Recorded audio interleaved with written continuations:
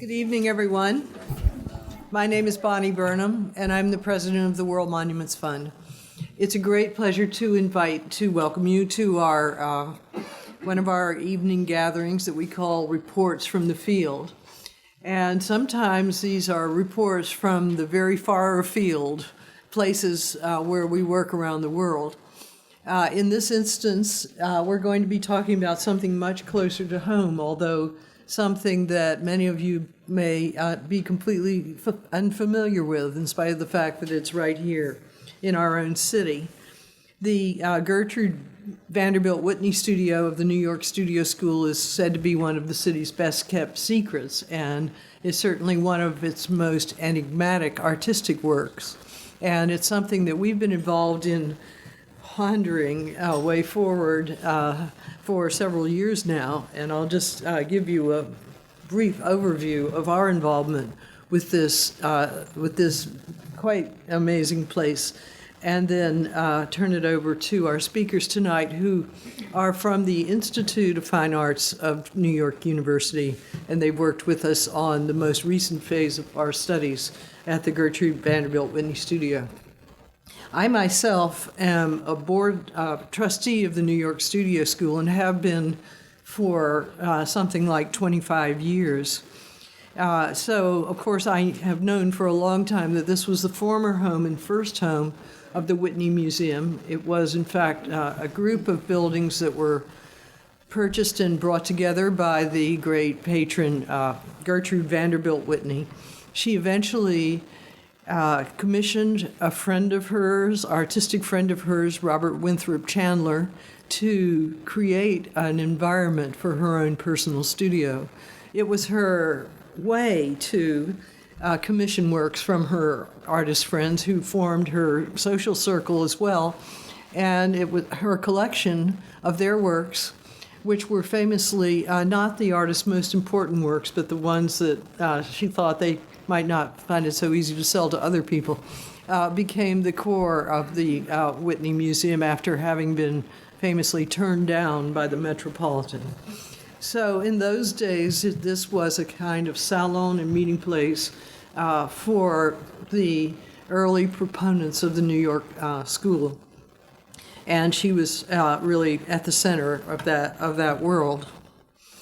The board meetings of the studio school take place in the Whitney Studio, and along with some other board members, I've spent years pondering what could be done to bring back the spectacular qualities of this place. And mentioning it to my colleagues here, we've had a succession of WMF staff members who've fallen in love with the Whitney Studio. Marty Hilton first took up the challenge by working with some students of his from the School of Visual Arts on a master plan for the school that would help to make available to the public some of the more significant spaces from the Whitney Museum days. After Marty left us to become a professor at the University of Florida, Amy Freitag took up the challenge. And as our WMF U.S. program director, she brought in a team of students and professors from the University of Pennsylvania who looked at, very carefully analyzed the relief ceiling of the studio school to try and understand its condition, and also what it originally looked like and what could be done to preserve it. That student, Lauren Villano, has become deeply involved in Chandler studies and is organizing a symposium next fall at Vizcaya, which is one of the other major sites of Chandler's work. And so the family seems to be growing. And most recently, with Frank Sanchez in the helm of our U.S. program, we thought it would be interesting to have a different perspective on the condition of the other major artistic element of the studio, which you'll learn about in a few minutes, the amazingly decorative fireplace. And we were able to persuade colleagues at the Institute of Fine Arts to take this up as a student project. And so what you're going to be hearing about tonight is the result of a semester or so of work on the part of about 6 students from, if I've counted properly, but a group of students from NYU. And so I'm shortly going to turn the program over to them, only adding as a footnote that little by little we've learned more, but not nearly enough, about this very unusual and enigmatic artist, Robert Chanler.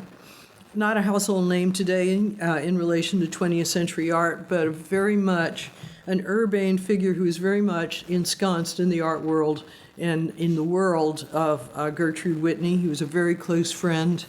He was for those of you who know our great friend, Winthrop Aldrich, who has been until recently a state preservation commissioner here in the state of New York.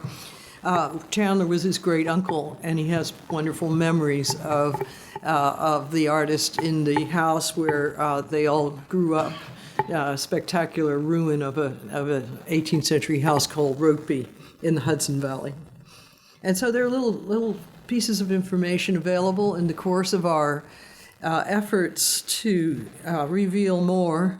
We found the whereabouts of a group of stained glass windows that I hope you'll see images of tonight that are dispersed here and there in both art galleries and Whitney family members' homes.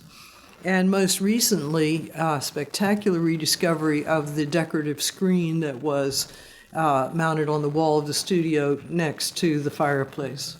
So little by little, our knowledge grows. The question of how and whether the studio can really be brought back to a condition that would be worthy of its magnificence is still somewhat eluding us.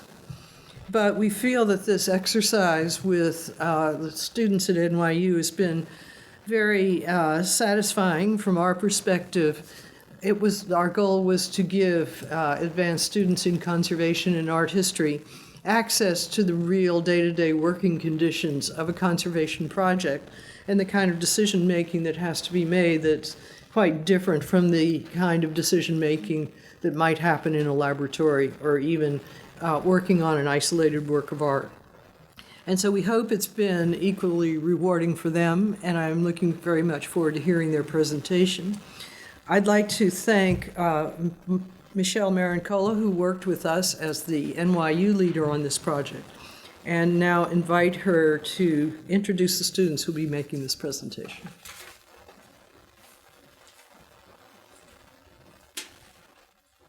Thank you, Bonnie, and good evening, everyone. It's a real pleasure to be here.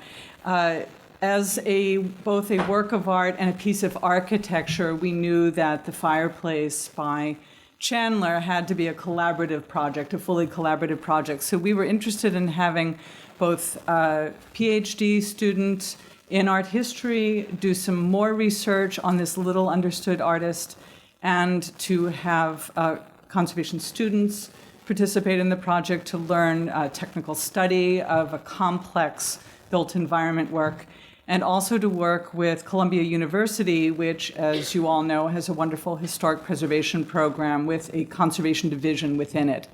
So as you'll see, we have a number of students listed here, and the order in which they'll speak is first Elizabeth Frasco. Lizzie is a PhD student from the Institute of Fine Arts who accepted the project with a great deal of enthusiasm and has found out wonderful things about the artists and about the studio. You'll only be able to hear, because of time, a little bit about it, but I'm sure she'd be happy to answer questions more. And then 2 students from the group will present the technical findings. Alafia Akhtar, who's a graduate of the Columbia program, will speak first, and she'll be followed by Carrie Rayner, who will present some of the technical discoveries and how the technical work was actually done.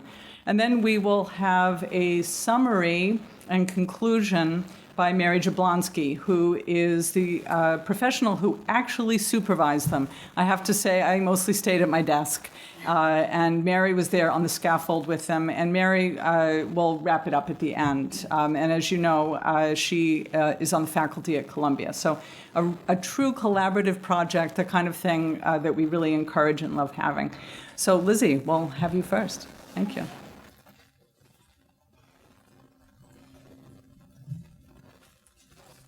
Hi, I'm Lizzie, and I'm going to be presenting on the history of the fireplace. So this interdisciplinary research project commissioned by the World Monuments Fund began last January in 2013. After I discussed the history of the Whitney Studio and fireplace, the conservation students from NYU and Columbia will present their conditions assessment and research into the historic finishes, which was supervised by Michelle Marincola and Mary Jablonski. So one of the most enduring aspects of the studio, created by Robert Chanler for his beloved patron Gertrude Vanderbilt Whitney from 1918 to 1923, is the way that the overall dearth of documentary materials reflects the enigmatic iconography and function of the space itself. Located in the Bohemian East Village on the upper level of a 19th century carriage house converted into Whitney Studio in 1907, the room was part of Whitney's first Museum of American Art from 1931 to 1954. It was leased as a private studio in 1918 and later owned by the National Recreation Association. Today, as you know, it is part of the New York Studio School. The decoration of the studio essentially marries terrestrial and celestial motifs. The ceiling is covered in mythical and astrological symbols, while the stained glass windows depict a variety of flora and fauna. At the center is the once gilded fireplace composed of molded bronze and plaster flames on top of an existing brick structure. The fireplace captures the destructive yet transformational aspects of the theme of fire and represents Chandler's most ambitious and avant-garde project. The artist's conceptual approach to this work is a direct result of his unique friendship with Whitney, circumstances further explicated by the existing archival record. We can think of it as what art historians call a Gesamtkunstwerk, which is basically, in German, a total work of art. So this was that image of Kohal that I mentioned before, featuring a fireplace. The schema of this breakfast room is Native Americans hunting buffalo. And we can just see here how, the fireplace, there's no attempt to incorporate it into the mural. It stands apart as a separate piece of decorative stone. I brought in some, other examples that I thought kind of underscore the originality of Chandler's work. On the left, we have the fireplace from Gertrude's family home, which was on Fifth Avenue. Her father, Cornelius Vanderbilt II, commissioned this fireplace on the left, and it features a mosaic of a robed maiden and has a hearth flanked by caryatids, which are, ancient Greek. And, in the middle we have this, turn-of-the-century bronze piece by this British artist, Charles Boisset. And on the right, a ceramic fireplace surround. And I thought they just kind of point to the originality of the fireplace in the studio, which is not just functional, but also a work of art in itself. So this is essentially the Gesamtkunstwerk. It's a term that means a total or comprehensive piece of art. This is a recreation done in 2005, and I think it shows sort of the theatricality or the interactivity that the studio would have displayed in its original form. Sunlight filtered by the stained glass windows would have reflected off of the metallic finishes on both the bas-relief ceiling and the fireplace, and the overall effect would have been one of light flickering. It's the thesis of my paper that by harnessing the play of light to activate this room, Chandler fashioned basically a prototype of installation art, where individual components combine to create this holistic experience. The fireplace, as it represents light itself and also had a metallic shine, was the centerpiece of this project. And Chandler was certainly aware of the inventiveness of the project, writing to Whitney in 1918 that his friend had seen the ceiling and fireplace being made and that he had called it a wonderful composition, an original unlike anything before. These are, a sort of comparison of the details of the fireplace with the Colony Club murals in New York City done by Chandler, which are true fresco. And on the right, these three-dimensional cast seashells. Chandler picked them up off the beach in Key West. And I think, again, they underscore how much he departs in this work from his typical vocabulary. And, this project was a complex, creative, what I'm calling a tete-a-tete between Chandler and Whitney. After installing low-relief bronze flames at the base, followed by cast flames, Chandler covered the entire fireplace in sculpted flames to essentially unite the piece. In 1913, Whitney actually bought this work by Chandler called Flames, which features a swirling fire engulfing a shadowy figure and some kind of medieval structure in the background. This piece was placed in the studio and described in 1923 by a reviewer as vermilion on vermilion or bright red on red. Another reviewer that same year wrote, "Chandler flames forth in his flaming screen." So as the second part of my thesis, basically, given Chandler's use of familiar subjects, it is likely that the presence of this screen in the studio and its oversized decorative nature inspired the fireplace and encouraged Chandler to work on such a large scale. The archival record supports the complexity and also the protracted nature of the artistic process. He wrote to Whitney in 1918 while she was abroad. She was in Europe. He said, "The ceiling is finished and the fireplace is beautiful. The mantel is fair and simple and will not bother you for sure." He also describes how John Sargent and my sister-in-law saw your studio, and Sargent admired the screen, the flame picture, and the ceiling, but he wanted a big dragon in the sky. We got the idea from the back of your screen. While this dragon reference never materialized, the idea was inspired by Gertrude's antique Chinese screens, one of which had an imperial five-clawed dragon on the reverse of the screen here. As the letter indicates, Chandler saw the screens. It is worth considering how including an actual progenitor of the flames would have contributed to our understanding of the work in the present. One of the most salient aspects of the theme of fire is its ability to communicate multivalent symbolic content. Fire plays a monumental role across scores of classical mythologies of particular interest to Chandler, and it often functions as both a destructive and regenerative force.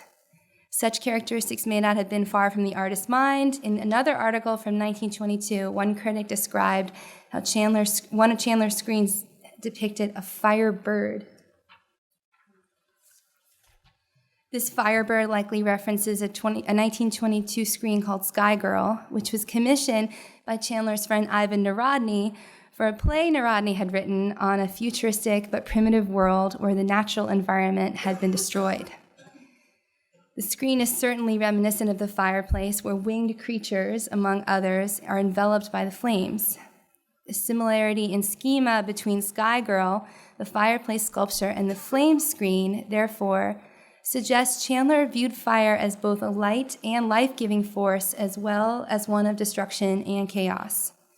Narodny, Chandler's friend, believed the flames theme carried substantial allegorical meaning. He's quoted in an article from 1921 as stating how Chandler's art displays a symbolic force. Thus, we can see the soaring and appearing of the most primitive life spirit images in his flames, which is the subject of Mrs. Whitney's studio ceiling and fireplace decoration. His mystic symbols are drawn with double meaning in view. It is not a picture of an actual flame, but the picture of the spirit of the flame, the pure sensuous symbol of human life. Curiously, in his book on Chandler, published 1 year later in 1922, Narodny repeats the same thesis but removes any mention of the studio. In a following book, American Artist from 1930, he again mentions the studio and the flame motif, but leaves out the mention of the fireplace. As the studio functioned as Whitney's private sanctuary, it is not unlikely Narodny was pressured, whether directly or indirectly, to leave out the details of this personal space. So ultimately, the transformatory significance of fire as a violent but also magical force of renewal would likely have held particular resonance for both Chandler and Whitney. Both Whitney and Chandler had recently endured public and private disappointments, and while the fireplace cannot be reduced to any expression of biography, the personal turmoil they experienced undoubtedly influenced their interest in the metaphysics of natural phenomena, such as fire. As Narodny describes it, Chandler's mystic motifs reflect both the emotion of nature and of man. Moreover, this emotional connection was undeniably integral to the creative process between Chandler and Whitney. As Whitney would later state, she could talk to Chandler, quote, with her soul laid bare, because being a natural person, he brings out the natural in others.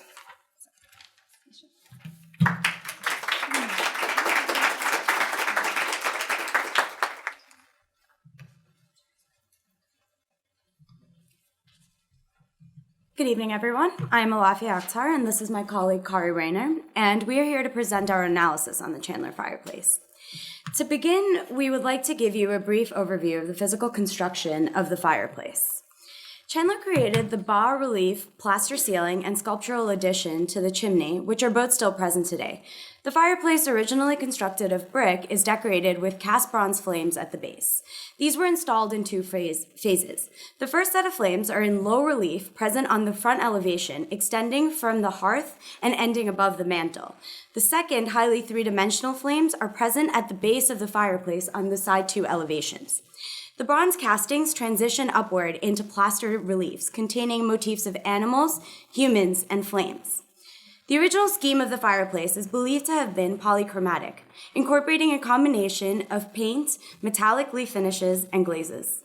Following Gertrude's death in 1942, when the studio exchanged hands, it's hypothesized that the fireplace changed schemes and was painted black and then followed by white, which it is currently.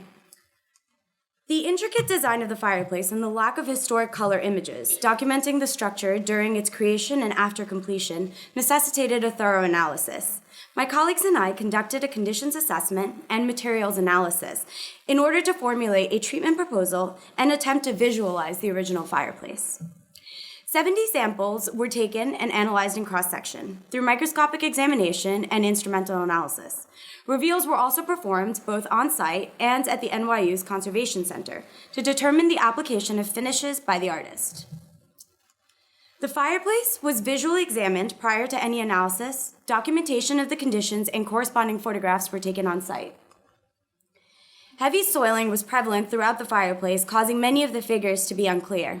Regions throughout the structure have alligator cracks, flaking paint, and areas of severe delamination, exposing older layers of finishes underneath.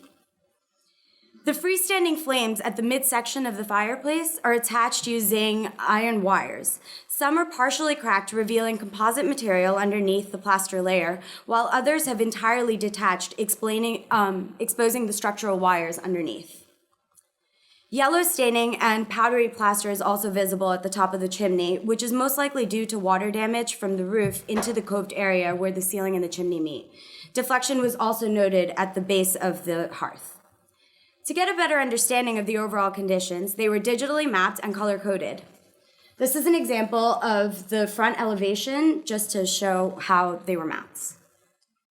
In order to conduct cross-sectional analysis, various samples throughout the fireplace were obtained. Sampling involved removing tiny pieces of finish layers from the surface down to the substrate so that all layers are represented.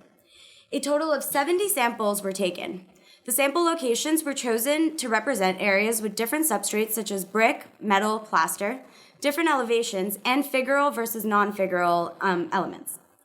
The samples were then placed into wells and encased in bioplastic, a liquid polyester resin which cures to produce clear rigid blocks. The blocks containing the samples were polished with various grades of micromesh until layers of paints were exposed to be examined. All 70 cross-sections were analyzed under a microscope at 50x and 200x magnification. This is sample 34.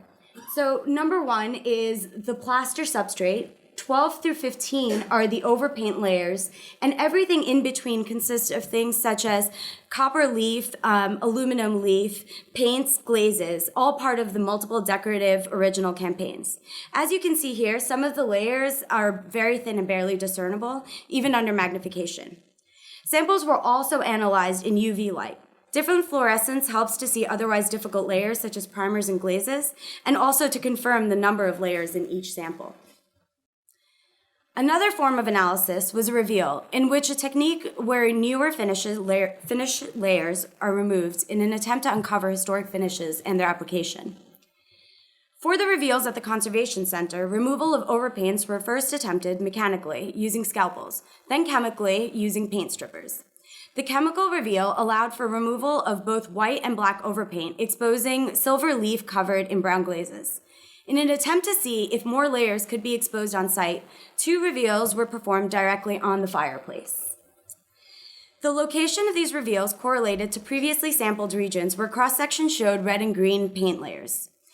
The reveal in the bronze region here showed that certain paint layers and sections were more tenacious than others. Multiple applications of the paint remover were ineffective in revealing the earliest finish layers and only exposed the black and topmost aluminum leaf layers. The second reveal on the plaster, right here, showed that on flakier regions, the chemical reveal was effective in exposing the original finish layers. This is mostly due to the white paint layers on top being already flaked off. At the end of the reveal, a tiny region of red was exposed. However, due to time constraints, the reveal was not able to be expanded to determine how far and how varied the finishes actually were. Finally, a mechanical reveal was undertaken using small scalpels in areas of pre-existing damage at the top of the fireplace where it transitions into the ceiling. The scraping revealed light pinks and browns underneath the topmost white and black layer. These colors, similar to those previously found by Lauren Drapala during her ceiling study at the studio in 2011, indicated some relation to the color palette between the top half of the fireplace and ceiling.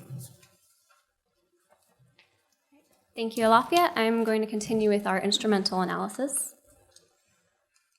So to return to our cross-sections, a subset of 10 samples were selected for further analysis using scanning electron microscopy with energy dispersive spectroscopy, or SEM-EDS.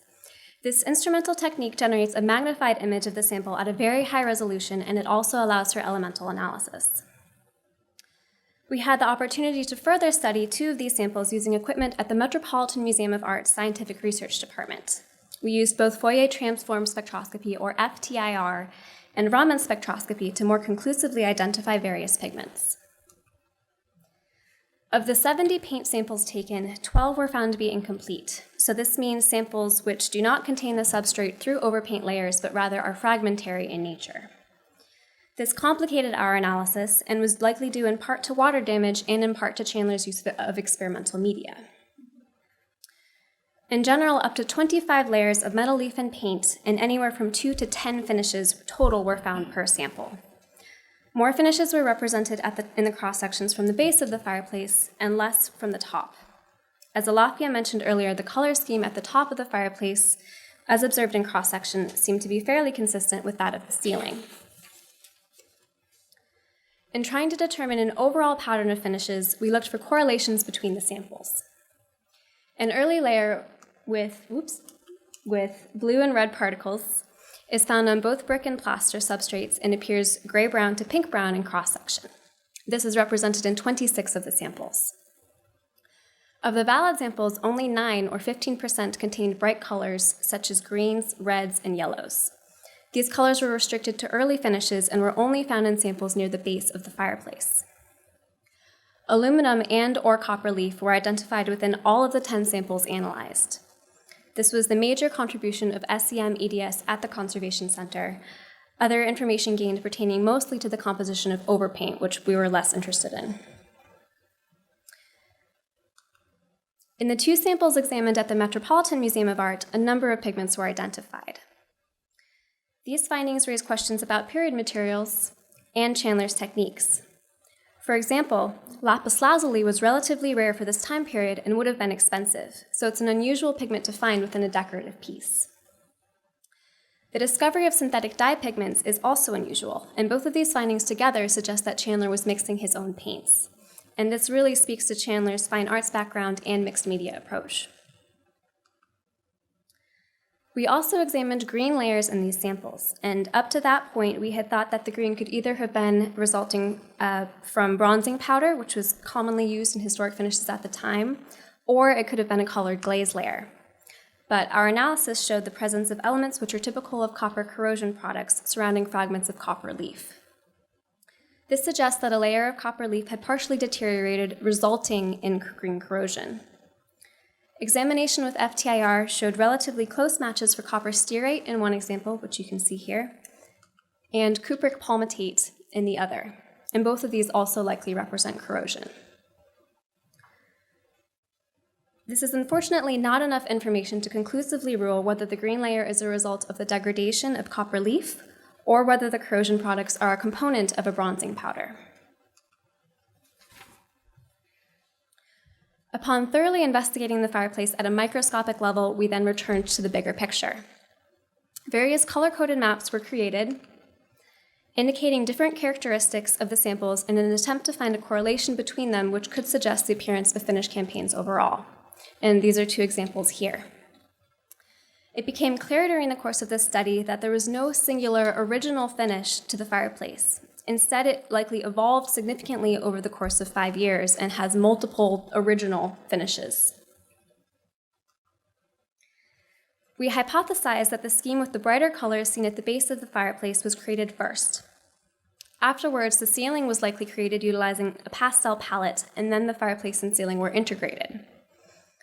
The number of reworkings we presumed to have taken place was possibly an attempt to create a better transition between the two. However, this may also reflect the 5-year time span during which the fireplace was created, during this time period, Chandler's style and aims for the project may have evolved. Finally, both the earlier pastel scheme and bright colors were discarded and replaced with variations on a gold tone subtly modeled with brown glazes. The gold tone finish was consistently found under the overpaint layers in both cross-sections and in reveals. However, whether this was by Chandler or by someone else is still unclear. So this graphic here represents possible variations in color as visible in the cross-sections, and the delicate pastel color found in our reveals near the upper middle of the fireplace is reflected in the upper region of this hypothetical reconstruction. So I have to stress that this reconstruction does not pretend to do justice to the original work and is based on extrapolation. And as I just mentioned, this finish scheme, which is the final one under what we can be certain is overpaint, may not even have been created by Chandler.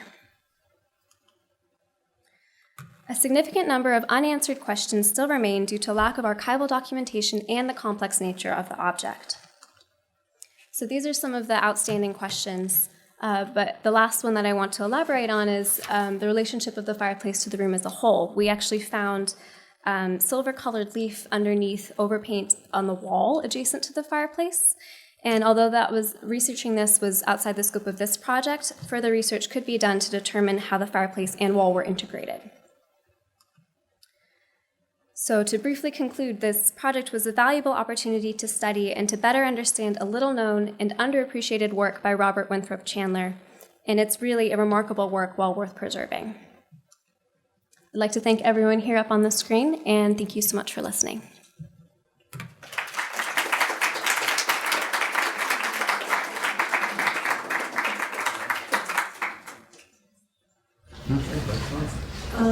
Lizzie, do you have a copy? I think the students actually did an incredible, fabulous job. I mean, 70 cross sections.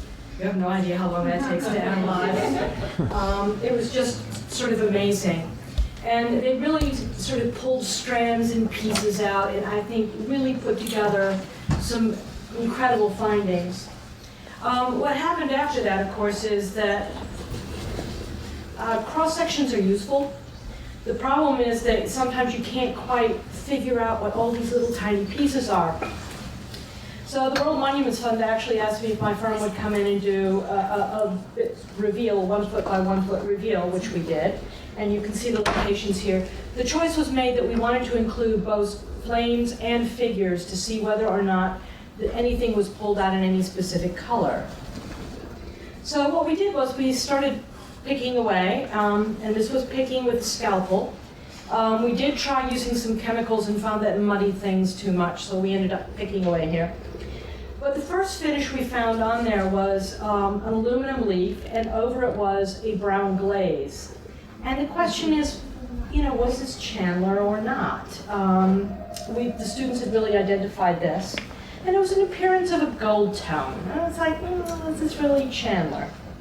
Well, what happened was, then we got down, and let's see right here. The base underneath the aluminum leaf, this is an ugly brown. I'm sorry, it's ugly. And somehow ugly and Chandler didn't quite go together. So we sort of thought, this is maybe not Chandler himself. But what we could also see underneath the ugly brown,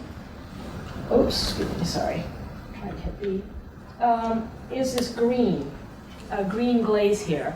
So what we did was we picked away some more and came up, and the whole thing was covered actually in a green glaze. It was quite a muddy green glaze. And by sort of gently scraping away some of this green glaze, what we ended up with is you could start to see a riot of color beneath this. There were blues, there were greens, there were yellows, there was copper leaf, there was aluminum leaf. And basically what we've sort of concluded from this and from the students' research is that that muddy green glaze was probably a green glaze, much lighter than this, with bronzing powders. And what it was Chandler actually, he used some enormous amounts of color underneath here. See, there's the red there. You can start to see underneath this, there's red, there's greens here. There's even some lavender. So it's this wide mix there. You can see some more red, sort of reddish brown up here. You can see sort of some of the greens underneath here. So essentially, our hypothesis is actually that Chandler's finish is underneath the aluminum leaf with the glaze. Who put the aluminum leaf with the glaze on is a good question. I think what needs to happen here to move on is, we're going to have to make a leap here, a leap in faith over what we think could be Chandler. I think that for us, the hypothesis is that, the multitude of colors that the students found with the bronzing powder and the green glaze is probably much more likely to have been Chandler, but who knows? Thank you, Mary. Lizzie is obviously having problems with her presentation. I'm Frank Sanchez, and this is a project that I've been lucky enough to work on with the students at NYU and a little bit before them with Lauren from Penn. But as a historic preservationist, I just want to say how differently this turned out from the way I thought it was going to turn out when we started. Our purpose at World Monuments Fund was really to help New York Studio School, figure out how to handle this room. And it was my assumption that we would be able, by hard work and enough time, to pick away at the finish. I mean, who on earth would take a room like this and paint it black and then white to begin with? So that shocked me at the beginning. But our idea was to pick away at those surfaces and reveal the color scheme so that we could help New York Studio School decide how they were going to go about and restore the room, because our hope was to restore the room. So what turns out is this very curious thing where, first of all, Lizzie was not able to come up with any photographs of this room. She found one photograph, and at that point the room had already been painted white. So in a scheme as idiosyncratic as you would think that Chandler would have come up, because here you had an artist working for an artist. Gertrude Vanderbilt Whitney went away during most of the time that this room was being done, so she was off in Europe. Her friend, Robert, was here with like a free meal ticket to create this incredible room for her, and he obviously went wild. I mean, the man came up with this incredible scheme. He painted it all these unusual colors. It must have been truly a sight to behold. But at the end of the day, we can't figure out what it looked like, because no matter how many samples were taken throughout the room, without a photograph, it's impossible to understand how that all would have come together. And as a preservationist, one of the big questions is always, how do you restore something if you're not quite sure what it looked like? Because if you do that, you could wind up restoring something that doesn't look anything like what the original room was. And so I think that that's the moment that we are at with our investigation of the Whitney Studio. We know bits about it, but we don't have an idea of what the whole thing looked like. In the short term, New York Studio School will need to decide what to do with it. The room actually, in raking light, looks beautiful, just white. And so a short-term solution might be to just light it differently, clean it up, and open it to the public. But remembering that New York Studio School is an art school, there might be some very other interesting solutions to do with this room in the years coming forward. Hopefully, at some point, photographs will emerge from the Whitney family that are not in the public realm right now, but it's hard to tell. And of course, any photographs that were taken of the room would be in black and white, and this was a tour de force in color. So it's an interesting question. We hope that you will all stay tuned as we work on it, because we want to keep working on it. We obviously want to come up with something to guide the school as to how to handle the room. So we can begin with some questions that you might have about it right now, which I'm sure some of the students would be interested to answer, or Michelle or Mary. Before we do that, I want to quickly introduce Connie Evans, who was the Director of Resource Development at New York Studio School, who has been my stalwart, who has opened the room at all kinds of strange hours for the students to do their work. And she wanted to say a word. You can say it right from there, Connie. Oh, hi. Thank you so much. I first of all want to thank Bonnie and Frank and the World Monuments Fund for this amazing journey, especially Bonnie, who is, and Frank for the specific project, but Bonnie has been marshaling this along for so many years and still with enthusiasm. I've been at the school just about 2.5 years, and this is a passion of mine, separate from what I have to do otherwise during the day and I'm working on this in the wee hours. But I wanted to say that the New York Studio School, at least from my perspective and from those that I'm working with, is absolutely committed to the restoration of the room. For a multitude of reasons. It's certainly a fabulous interior that is, very unique, but there are layers of reasons, and I won't give you my dissertation here, but starting with Gertrude and what she was all about and her interest in young artists, people kind of overlook that aspect of her.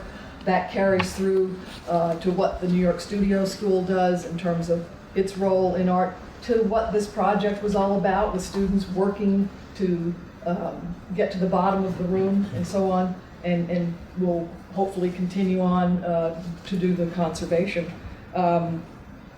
Anyway, I'm just so grateful to all of you for making this happen and knowing that that the school is fully invested in this. That room is the launching pad for modern art as we know it today. So it has to be preserved. Anyway. Well stated. We'll think of it that way. A launching pad for modern art. So we have a few minutes for questions. Afterward, however, All of the students will be here. We'll have cocktails and you can ask them questions directly, but anything you might want to share with the audience in general, Chris? So the photograph from the Archives of American Art with the memorial in front, that's during Whitney's occupancy. We don't know that. Oh, we don't. Okay. Maybe she's gone and she left the memorial model behind by mistake? No, it could be a photograph of the model taken in the room after her occupancy. It seems inconceivable when there is no record that she was the one who painted it. And first it got painted black, then it got painted white. It went through a period as a photographer's studio, which might be an explanation in the after the museum moved out. When was it? We do. It's Herbert Matter, who was the designer and photographer. But when did he occupy this studio? Actually, I found his deed. And In the 1940s? No, he occupied the room in about 19, I have to look it up the exact date, but it was between 54 and 57. Okay, so if he occupied it in the 1950s, and the black paint is under the white paint, and that photograph is in white paint, then who knows, right? It's one of the big enigmas about this room, and it stems from the fact that it was so private, and nobody ever got in there to take pictures of it. So let's have another. You had a question right behind Other Connie. residents of the Greenwich Village, they were all friends living down in Greenwich Village in 1913 to 1920. Didn't they write anything in their memoirs? Well, that's a good one for Lizzie. We have several mentions in, one is the biography of Gertrude Whitney by Friedman, but those were published much later, and we don't know where they got their accounts from. We have nothing published contemporaneously. And in the book by Ian, it says that it was red and yellow and metallic, but he wrote that in the 1960s, and that was based on accounts by Whitney's children. So it's certainly possible and encouraging, but we don't know if that's accurate. Yes, sir. What is the size of the room and the fireplace itself in relation to the room? It's about 20 feet square and 22 feet high. It's almost a cube. But remember, it was 2 stories and an intermediate floor was taken out. It was a hayloft when it was a carriage house. It was a carriage house. You can see the edge of it right there in that picture. So it's a very high room the way it is now. Other questions? Yes, ma'am. What was the room used for before and after the photographer? I don't have a sense of that. She used it Gertrude used it as a studio until 1947, is that correct? Following that, the photographer was in there in the 1950s. Connie, do you know in between? After Chandler, Gertrude used this as a studio from 1907 to 1918 while he was working on it. She moved into the studio next door and we had photographs of her working in there. Then it was her private salon. After she died in 42, the room was not used by anybody. The museum kept people out of there, and then it was rented by Herbert Matter, and actually in the paperwork for his rental, one of his conditions is to paint the room white. White, not black. Okay. Yes, sir. Yeah. Is it possible that the fireplace, when it was used, maybe soot or smoke damaged some of the finishes through the years? Yeah. You probably found some smoke layers in your analysis, right? What did you find? Closer to the bottom, nothing that would confirm it on the top at least, but the samples that we had taken on the bottom showed evidence of the fireplace being used, and some had layers of that, but outside of that. Yeah. The other odd thing that I thought, just having once had a fireplace that had metal around it, is that it was impossible to use because the metal kept expanding. Yeah. And the bronze part of this fireplace, and it goes right into it, is at the bottom. So I can't imagine a blazing fire in there. Other questions? Well, we certainly appreciate you all coming tonight. I want to thank Bonnie for her very interesting introduction. I'd like to thank Michelle and the students for their wonderful work. It's always great to see people applying themselves. They worked really hard on this, and it was a tremendous amount of work. I want to thank Connie for her help, for her insightful comments throughout, and for her own scholarship. And I hope you enjoyed the presentation. I invite you to follow the mystery, and please now join us for a cocktail and refreshments. Thank you.